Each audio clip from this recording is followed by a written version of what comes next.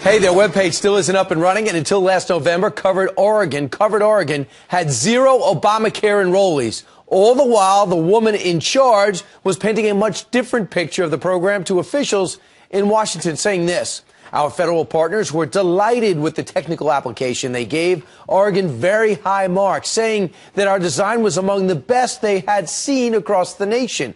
But our next guest claims Carolyn Lawson lied, and about the site's progress, and was given more than $50 million in federal grants because of it. Patrick Sheen is a former Republican state rep who reported the allegations to the FBI, and many people are saying somebody should go to jail because of this.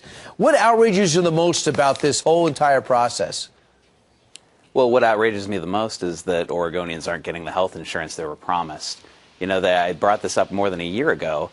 In our committees, I was very critical of Cover Oregon's progress, and someone came to me in confidence that was close to the exchange and gave me this allegation that Oregon wasn't being truthful in their federal gate reviews, which is the benchmark that they get the federal funding in pieces once they prove functionality.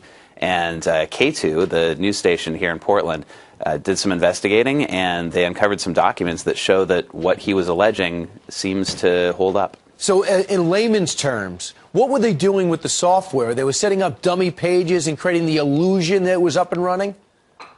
Well, I'm not entirely sure because I wasn't in the room. I actually saw it for the first time when the documents came out, and I was floored that the things that I was being told in confidence were had come true, that was the case. Because what was being shown to us in our legislative committee was nothing near functional.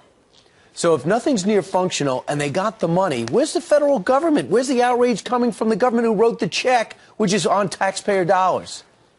I don't know, because it's all our money, and to squander it like that is crazy.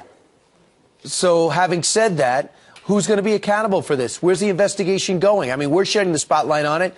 Your local station's doing the same thing. Have anybody else picked up this ball?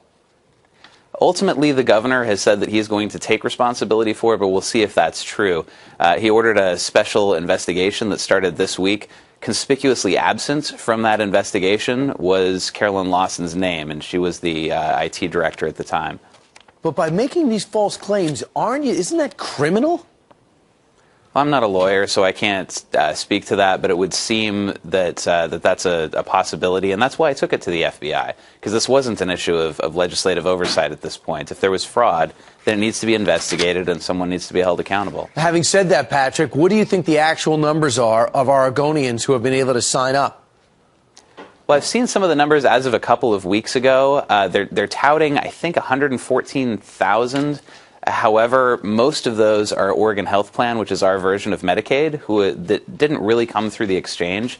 They're touting about 20,000 individual policies, which is about 0.5% of Oregonians. All right, this is outrageous. It's just one of just one of the 49 separate cases that we have. Every state, some says they're up and running. It makes you wonder how many are actually up and running. Patrick Sheen, former state rep in Oregon, thanks so much.